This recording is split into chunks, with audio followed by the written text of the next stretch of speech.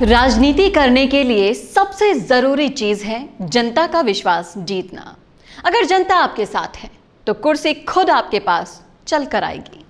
और ये कोई किताबी बातें नहीं हैं, राजस्थान की राजनीति में हैं ऐसे कई लोग जो इस बात को सिद्ध कर चुके हैं। नमस्कार, आप देखना शुरू कर चुके हैं राजस्थान संवाद और मैं हूं आपके साथ चेतना। अगर अभी बोली बात आपके समझ नहीं आई तो कोई बात नहीं, अब आ जाएगी। चाहे राजनीति को लेकर लोगों का कुछ भी मानना हो, पर एक बात है जो इन सभी बातों का सार है, और वो ये है कि जिसके समर्थन में जनता वो राजा। अगर आप बॉलीवुड की फिल्में देखते हैं तो ये चीज तो फिल्मों में भी बताई जा चुकी है, और हम सभी जानते हैं कि फिल्में कहीं ना कहीं हमारी जिंदगी में से ही कुछ चीजों को निकाल कर बनाई जाती हैं। अगर इस चीज को समझना है तो दिल्ली के सीएम साहब को ही ले लीजिए। चाहे कितने भी प्रयास हो चुके हों, पर जो इंसान जनता की पसंद था वही सीट पर भी आया। अब चीज को राजस्थान की राजनीति से जोड़कर देखा जाए तो ऐसा ही करिश्मा करके दिखाया है दो लोगों ने, क्योंकि वो जनता के दिल पर राज करते थे, करते हैं और करते रहेंगे। ऐसा मानना है कि राजनीतिक विशेषज्ञों का, और ऐसा करके ये दोनों लोग अपना नाम राजस्थान की राजनीति में सुनहरे शब्दों में लिखवा चुके हैं। एक वक्त आया था जब ये भी सरकार का हिस्सा हुआ करते थे, पर जब इनसे सरकार के अन्याय नहीं झेले गए तो अपनी गद्दी की परवाह किए बिना ये जनता की सेवा में लग गए। अब जब इन दोनों लोगों की तारीफ आप सुन ही चुके हैं तो इनका नाम सुनने की ललक आप में आ ही गई होगी। तो बिना देर किए मैं भी इनका नाम आप लोगों को बता ही देती हूँ। इसमें पहला नाम है सचिन पायलट और दूसरा नाम है हनुमान बेनीवाल।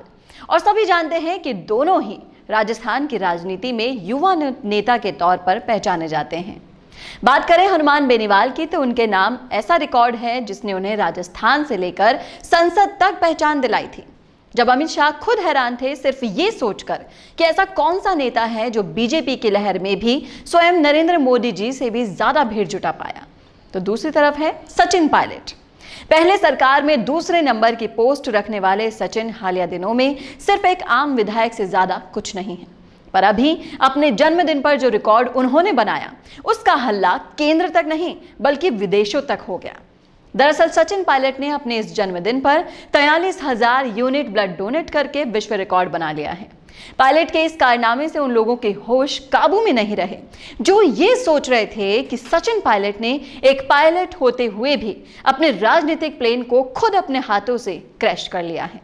अब इन्हीं सब चीजों को देखकर राजनीतिक गलियारों में बातें तेज हो गई हैं, और साथ ही कई राजनीतिक पंडित राज्य और केंद्र में कांग्रेस हालात देखकर कयास भी लगाने लगे हैं कि अगर सचिन पायलट की केंद्र में एंट्री हो जाए तो कांग्रेस की डूबती नैया को वापस तैराया जा सकता है, क्योंकि अभी कांग्रेस भी अपने अध्यक्ष पद के लिए दावेदार ढूंढ कर थक चुकी है। और ऐसे में अगर किसी ऐसे इंसान को उस गद्दी पर बैठा दिया जाए जो सिर्फ सरकार में ही नहीं बल्कि जनता के दिलों में भी राज करता हो, इस बात से कोई नकार नहीं सकता कि राजस्थान में अगर कांग्रेस सत्ता पर काबिज है तो उसमें सचिन पायलट का योगदान कभी भी भुलाया नहीं जा सकता।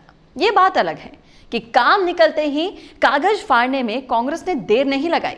तो इन सभी बातों को ध्यान में रखकर राजनीति की जानकारी रखने वाले पंडितों का मानना है कि सचिन पायलट की जगह अब सीएम कुर्सी पर नहीं है, बल्कि पायलट तो इससे कई ऊपर पीएम कुर्सी के दावेदार हैं।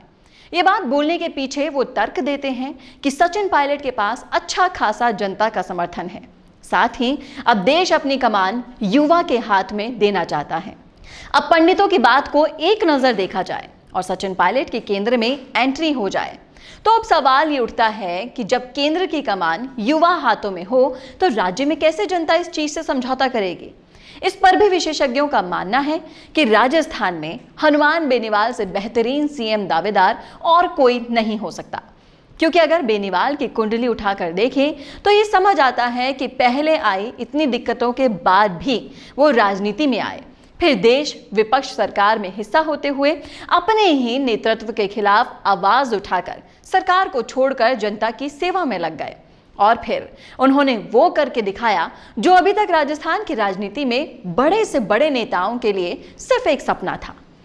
दरअसल राजस्थान में राजनीति का मतलब है बस दो बड़े दल, एक जो सत्ता में है और दूसरा जो विपक्ष में है। राजस्थान की राजनीति के बारे में तो दूर दूर तक ये अफवाहें फैली हुई है कि यहाँ कोई भी सरकार 5 साल तक ही रहती है, फिर चाहे वो कांग्रेस हो या फिर बीजेपी।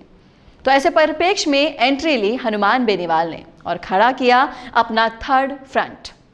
राजस्थान की राजनीति में किसी चमत्कार से कम नहीं था ये, और इसी के चलते बेनीवाल की लोकप्रियता ऐसी बढ़ी कि अब अच्छे अच्छे लोग चाहकर भी उसे टच नहीं कर पाएंगे। अब इन सब चीजों को देखते हुए पंडितों का कहना है कि अगर राजस्थान की कमान बेनीवाल के हाथों में आए और केंद्र की पायलट के हाथ में आए तो बात ही कुछ और होगी। आपका क्या मानना है, हमें कमेंट सेक्शन में कमेंट करके जरूर बताएं। तो ये थी राजस्थान की राजनीति पर हमारी खास रिपोर्ट। ऐसे ही राजस्थान की राजनीति से अपडेट रहने के लिए आज ही सब्सक्राइब करें हमारे चैनल राजस्थान संवाद को।